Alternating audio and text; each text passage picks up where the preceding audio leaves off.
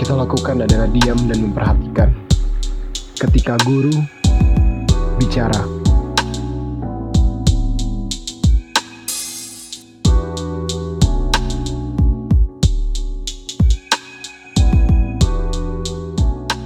persoalan yang dihadapi dalam proses pembelajaran jarak jauh atau PJJ di tengah wabah merupakan persoalan yang cukup kompleks. Tidak hanya melulu tentang kegiatan kurikuler saja atau pembelajaran berkaitan dengan akademik di kelas. Namun, hal ini juga berimbas pada kegiatan ekstrakurikuler. Pandemi memang merepotkan, namun siswa juga tetap berhak mendapatkan ruang untuk berekspresi sesuai dengan bakat dan minatnya. Maka dari itu, guru, khususnya yang merangkap sebagai pembina sebuah organisasi di sekolah, harus putar otak nih dan mengkonversi kegiatan ekstrakurikuler yang biasanya dilakukan secara langsung dan tatap muka menjadi kegiatan yang dilaksanakan dari jarak jauh atau online ya. Saat ini saya sedang ditemani oleh Bapak Tony Prastio Ariwibowo SPD dari SMP SMA Global Islamic Boarding School. Halo Pak Tony, Assalamualaikum warahmatullahi wabarakatuh. Salam guru inovatif. Waalaikumsalam warahmatullahi wabarakatuh. Salam guru inovatif. Pak Gilang. Ya. Boleh cerita Pak, saat ini Bapak sedang menjabat apa dan pas banget berbicara tentang pengelolaan kegiatan organisasi juga. Saya tahu Pak Tony pernah menjabat sebagai pembina OSIS ya? Ya, sampai ini dulu, alhamdulillah ya, nih, kan? Masih nih ya. Oh masih? Masih terus alhamdulillah. Apalagi jabatannya di sekolah, terus kerjaannya apa aja, ceritain Pak di awal. Oke, siap. Sebelumnya terima kasih Pak Gilang atas waktu dan kesempatannya. Perkenalkan sekali lagi nama saya Tony Prastio Ariwibowo. Jadi Instagram saya ya kan kalau pengen kepo-kepoin yaitu Tony_Pras ya kan. Nah jadi di sini Pak Bro Gilang selain saya menjadi seorang guru gitu kan, saya alhamdulillah diberi amanah sampai dengan hari ini yaitu jabatan sebagai pembina OSIS dan MPK di SMP SMA GIPS gitu, Kalsel gitu Pak Gilang. Oke. Ya. Masih ya. Terus apa lagi selain pembina OSIS? Boleh double ini nggak? Double jabatan? Kalau untuk jabatan sih sementara sih itu sih gitu. Lebih fokus ke membina OSIS sih gitu atau organisasi di sekolah gitu.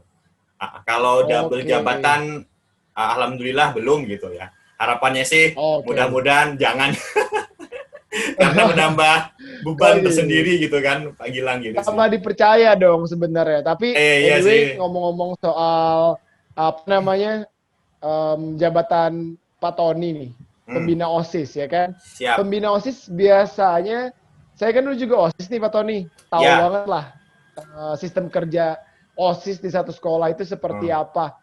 Nah di masa pandemi sekarang itu menurut saya pasti akan menantang banget ya dibandingkan sebelumnya. Seberapa menantang sih kira-kira Pak Tony? Oke. Kalau ditanya seberapa menantang, pastinya sangat-sangat menantang gitu ya. Mengapa? Karena kita tidak pernah tahu kapan pandemik ini terjadi, sehingga membuat kegiatan atau program kerja yang offline menjadi online agak mengalami cukup kesulitan, ditambah lagi semangat dari siswa-siswi dan juga pengurus organisasi cukup sedikit agak menurun gitu. Nah, tapi saya selalu bilang ke siswa-siswi dan ke semua orang bahwa kegiatan organisasi kesiswaan di masa pandemik ini adalah sebuah tantangan gitu kan, yang harus kita hancurkan bersama dan bukan menjadi sebuah halangan ataupun rintangan, karena di masa pandemik ini kita dituntut untuk beradaptasi, berkreasi, dan berinovasi tentunya, serta menciptakan pemikiran-pemikiran yang baru. Nah, kita ambil contoh nih Pak Gilang ya, yang dulu biasanya kami offline itu kami bisa koordinasi antara guru dan siswa, antara guru dan guru gitu kan. Nah, tapi di masa pandemik ini, alhamdulillah banyak sekali beberapa pemikiran yang baru. Jadi siswa-siswi di rumah sana ya kan itu bisa bekerja sama dengan orang tua ya kan, atau bahkan keluarga mereka masing-masing gitu kan. Nah, dan ini menjadi poin sangat penting karena dapat menumbuhkan rasa respect orang tua untuk menambah khasanah referensi kegiatan yang kami lakukan gitu. Dan intinya masa pandemik bukan menjadi sebuah halangan, tapi tantangan kita terbesar buat kita organisasi juga untuk terus maju dan terus bergerak. Gitu sih Pak Gilang. Ada strategi khusus nggak sih menjalani kegiatan Pak Tony nih Ya. di di posisi ente sekarang? Strategi spesifik atau strategi khususnya ada nggak sih yang digunakan di masa-masa seperti ini? Kalau strategi sih banyak gitu ya. Tapi sebelum saya menjelaskan strategi, Anak jadi tentara ya, anak tentara sih banyak strategi. waduh, ini bawa-bawa nama orang tua nih ya. Ini makanya nih dari segi baju sudah pas ya. Udah tentara banget ya. Ya. Jadi Gimana, ini Pak? Pak. Lanjut, Pak. Ya, siap. Jadi Pak Gilang, jadi kami berangkat dari itu perkataan Nadiem Makarim, salah satu Menteri Pendidikan Indonesia saat ini. Beliau mengatakan seperti ini, masa pandemi COVID-19 memaksa kita memberikan usaha yang ekstra keras dan ekstra cerdas, sehingga semua pihak dan semua aspek dapat terus berjalan atau berlangsung. Nah, di sini peran kompetensi guru dan peran kompetensi siswa dalam penguasaan teknologi menjadi sangat penting gitu. Nah, dari perkataan tersebut, semua dituntut untuk ekstra keras dan ekstra cerdas gitu. Di masa pandemik sekarang ini, khususnya untuk menjalankan organisasi kesiswaan. Nah, dan untuk strategi menjalankan kegiatan organisasi kesiswaan, khususnya nih ya Pak, karena saya juga membina OSIS dan MPK, kalau di GIPS itu namanya SOGIP dan CRC gitu kan, gitu. Jadi bahasa Inggris gitu kan. Kami di sini, ya, kami di sini memakai cara yang namanya PDCA gitu. Nah, PDCA ini adalah suatu cara yang kami gunakan untuk meningkatkan proses kerja secara terus-menerus. Jadi cara ini kita bisa melihat perannya seperti apa, saatnya seperti apa, dan paskanya dalam menjalankan organisasi itu seperti apa. Nah, cara ini sangat efektif sekali dalam menjalankan organisasi di masa pandemik ini gitu.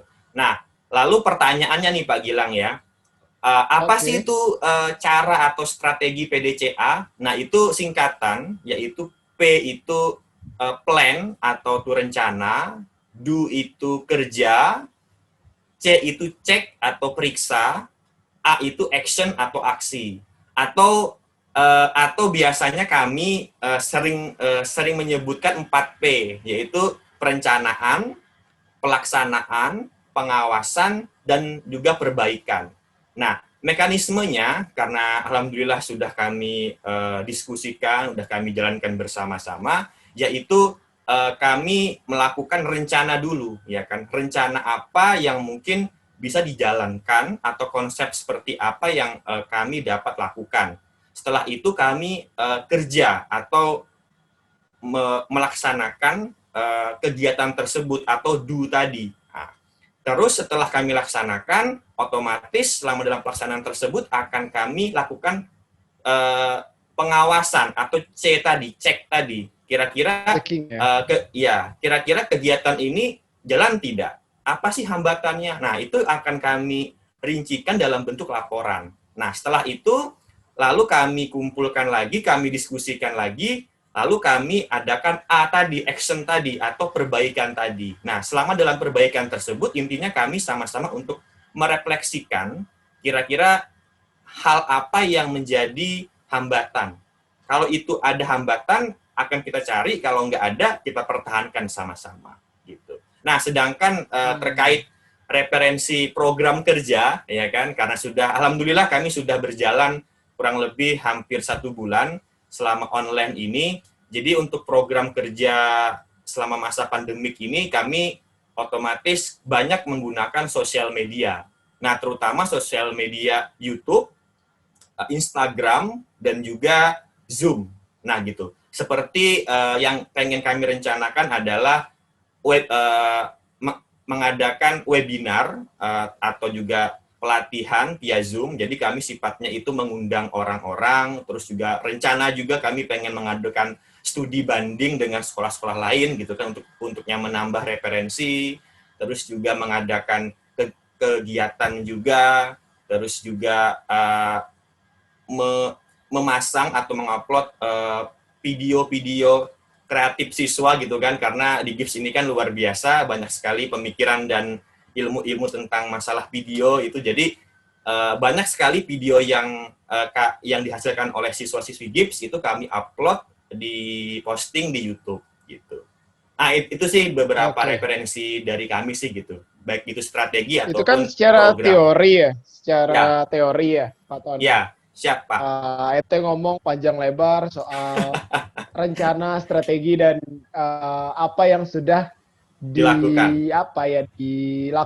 Tapi selama pelaksanaan, apakah itu efektif atau ada pengalaman yang quote-unquote pahit nggak selama pelaksanaan kegiatan atau apa yang udah ente rencanain gitu, terus tiba-tiba pas sudah jalan kegiatannya itu di luar ekspektasi loh, pernah nggak? Atau bahkan mungkin bad experience lah dalam pelaksanaan. Oke. Jadi kalau ditanya terkait masalah di luar sana, itu alhamdulillah sementara ini Pak, kalau untuk semacam berbagai masalah, kami alhamdulillah tidak tuh sampai menemukan itu gitu loh. Karena kami memang sebelumnya sudah kami atur, ya kan, sudah kami diskusikan bareng-bareng, duduk sama-sama. Kalau misalkan ada sesuatu, langsung kita gerak cepat gitu. Nah, alhamdulillah selama ini kalau dibilang ada masalah atau dibilang ada trouble, alhamdulillah tidak ada masalah sih, gitu sih Pak Gilang. Intinya semua masalah sudah kami coba cari jalan ke luar dan alhamdulillah pas pelaksanaannya pun aman-aman aja sih gitu. Tapi bad experience dari pelaksanaan kegiatan tadi apa sih? Misalnya siswa jadi ogah-ogahan yang harusnya ikut jadi nggak ikut gitu. Ada nggak pengalaman yang seperti itu? Oh ya, kalau pengalaman terkait siswa ataupun terkait itu ada ya kan. Jadi sedikit cerita sebentar. Jujur kalau kita membandingkan pengalaman ataupun perbedaan sebelum pandemik dan saat pandemik, jujur lebih enak mengkondisikan siswa sebelum pandemik gitu. Karena apa? Di GIPS ini kan sistemnya asrama, ya kan? Nah, otomatis karena sistem asrama, mereka kumpul bareng, lebih dekat, jadi lebih enak gitu kan dalam hal mengkondisikan gitu. Nah, selama masa atau saat pandemik ini jujur susah gitu kan, apalagi kalau tuh mereka sudah di rumah masing-masing, ditemani HP, wah sudah lupa gitu. Ya, tapi saya sih selalu tuh menekankan ke mereka bahwa ini jangan menjadi alasan gitu ya. Jangan menjadi alasan untuk kita stop atau tidak berjalan gitu. Ya. Ini menjadi sesuatu yang harus kita pecahkan bersama-sama agar program kita, kegiatan kita berjalan gitu. Itu sih Pak Gilang. Oke.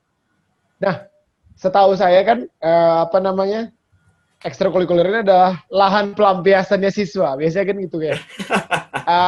Gimana sih cara ente mengoptimalkannya? Tadi kan lebih ke strategi. Nah, ini lebih mengoptimalkan kegiatan yang menjadi lahan pelampiasan siswa tadi, menjadi hal yang memang ini nih yang kita harapkan dari siswa. Gitu. Dapat sesuatu hal yang manis lah dari ekstrakurikuler yang dilakukan di masa pandemi sekarang atau secara online. Apa? Sekarang ininya nih, ngomong manisnya. Hal manis apa yang ente sudah dapatkan dari kegiatan yang sudah berlangsung? Oke. Mungkin perlu kita tambahkan ya, mungkin kata atau tuh kalimat lahan pelampiasan gitu kan. Jadi mungkin di sini lahan pelampiasannya mungkin bisa kita tambahkan ke hal yang positif ya gitu ya, bukan yang ke arah negatif gitu kan. Jadi kembali ke awal tadi, ini adalah sebuah tantangan buat kita, mau tidak mau kita dituntut untuk beradaptasi dengan keadaan sekarang, ya kan? Yang dulu offline menjadi online. Nah, cara untuk mengoptimalkan baik itu kegiatan ya, ataupun itu kinerja siswa-siswi ataupun semua pihak adalah bangun yang namanya komunikasi, koordinasi dan tanggung jawab untuk seluruh pengurus organisasi. Agar sama-sama kembali, ayo kita ke track awal yuk gitu kan. Nah, sampaikan juga cerita saat dulu masa-masa pendaftaran OSIS ataupun pendaftaran MPK gitu kan. Terus saat tuh mereka di LDK itu seberapa pahitnya gitu kan. Terus juga dikasih tahu juga terus saat tuh pelantikan kalian bersumpah berjanji untuk terus untuk membangun bermanfaat gitu kan. Nah, intinya selalu jaga komunikasi dan ingatan akan tanggung jawab tadi. Insya Allah semua masalah ataupun itu rintangan akan terselesaikan gitu kan. Nah, dan juga kinerja para pengurus atau para siswa dapat dioptimalkan. Dan juga yang paling penting, pakailah cara-cara atau metode-metode ataupun itu strategi-strategi yang cocok untuk menjalankan kegiatan di masa pandemik ini gitu. Nah, kalau dari kami sendiri ya tadi dengan cara PSDA tadi gitu sih. Itu Pak Gilang. Nah, tadi kan kita udah ngomong strategi, terus langkah yang sudah Pak Tony lakukan, pengalaman baik itu baik atau buruk. Sekarang saya mau lebih tahu apa ya, kalau kita menilik lagi esensi dari kegiatan kesiswaan. Menurut Pak Tony sendiri yang udah berkecimpung sekian tahun ya di dunia kesiswaan, seberapa penting sih Pak sebenarnya siswa perlu mengikuti kegiatan ekstrakurikuler? Oke, jadi kalau ditanya saya sudah menjadi pembina itu sudah hampir 3 tahun ini ya, jadi sudah jalan 3 tahun. Banyak sekali berbagai macam pengalaman ya kan, ilmu yang saya dapatkan gitu kan terkait jadi pembina ini gitu kan. Kalau dalam dunia, jadi gini Pak, jadi kalau dalam dunia pendidikan atau sekolah itu ada dikenal dengan yang namanya 3 ranah pendidikan, ya kan. Nah mungkin Pak Gilang juga tahu gitu kan, yang pertama itu kognitif atau itu pengetahuan, yang kedua afektif, tingkah laku, yang ketiga psikomotorik atau keterampilan gitu. Nah, yang mana 3 ranah pendidikan ini berdampak langsung kepada kemajuan perkembangan peserta didik gitu kan. Dan juga harus dimiliki oleh peserta didik tentunya gitu kan. Nah, kalau ditanya seberapa penting kegiatan kesiswaan ataupun itu organisasi sekolah ataupun itu ekskul gitu kan, ya sangat penting gitu. Nah, mengapa? Karena dalam kegiatan kesiswaan ini, baik itu guru, siswa, dapat mengembangkan kompetensi yang dimilikinya, serta mengasah kemampuan, baik itu pengetahuan, ya kan, baik itu tingkah laku mereka selama mereka berinteraksi, berkoordinasi, ataupun itu membuat skill mereka atau keterampilan tadi menjadi lebih kuat gitu. Nah, dan ini juga dapat memecahkan masalah-masalah yang ada dalam proses selama mereka menjalankan kegiatan tersebut gitu.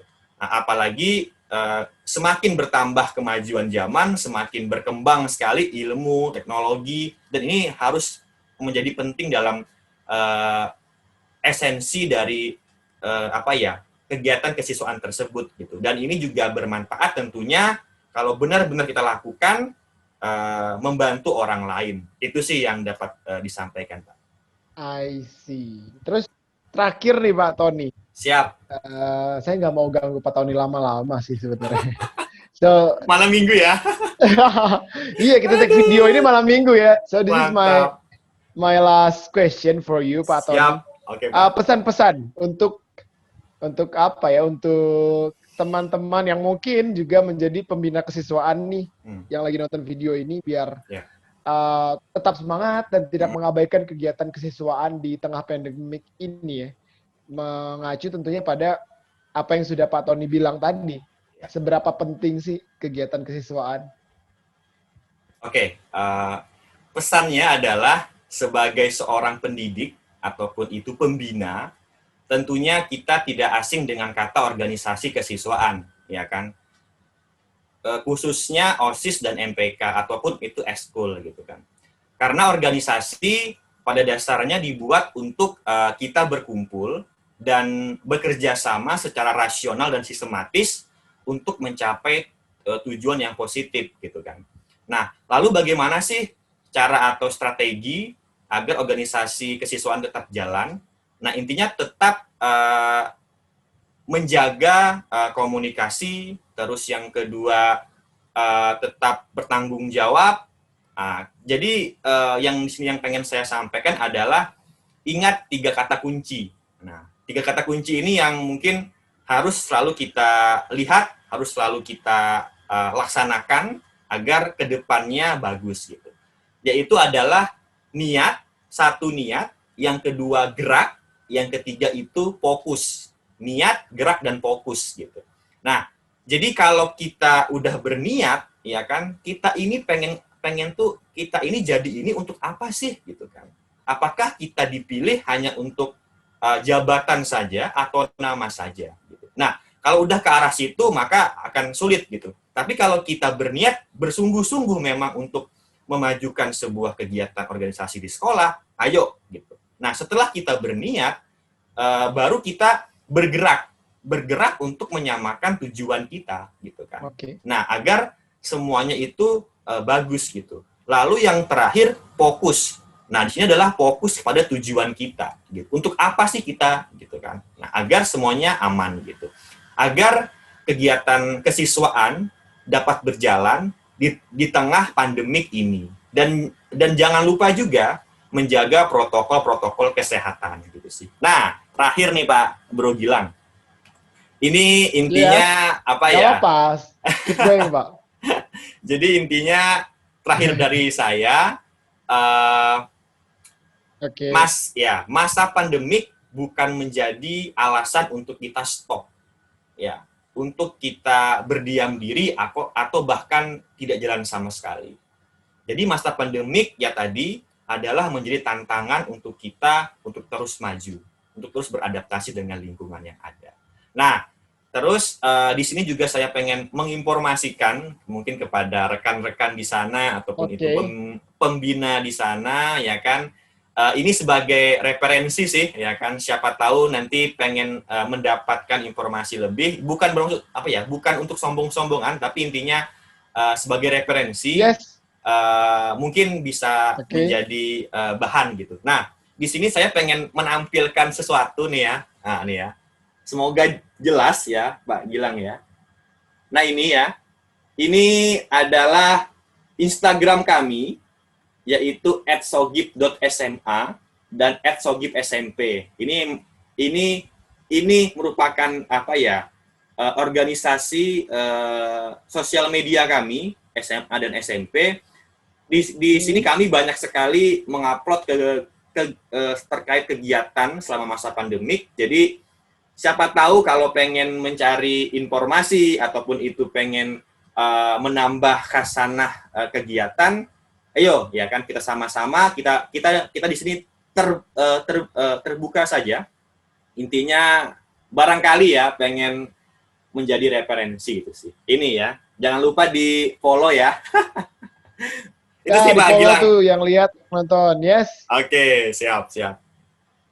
Terima kasih Pak Gilang. Gimana Pak? Yes. Ya, cukup. My pleasure Pak. Senang banget rasanya malam ini bisa ngobrol bareng sama Pak Tony. So thank you so much Pak Tony. I'll see you again next agenda. Semoga kita bisa ketemu lagi, ngobrol bareng lagi ya. Amin. Terima kasih Pak Tony. Iya, siap. Terus dijaga kesehatan ya. Amin. Tetap berada dalam kondisi terbaik dan semangat yang luar biasa untuk tetap terus memajukan pendidikan Indonesia. Amin, siap. Semoga kita diberi kesehatan, diberi kemudahan, dan juga kesuksesan untuk menjalankan, untuk menggapai impian juga sih gitu Pak. Oke, thank you Pak Tony. Siap. Assalamualaikum warahmatullahi wabarakatuh. Salam guru inovatif. Waalaikumsalam warahmatullahi wabarakatuh. Salam guru inovatif. Semangat! Yes.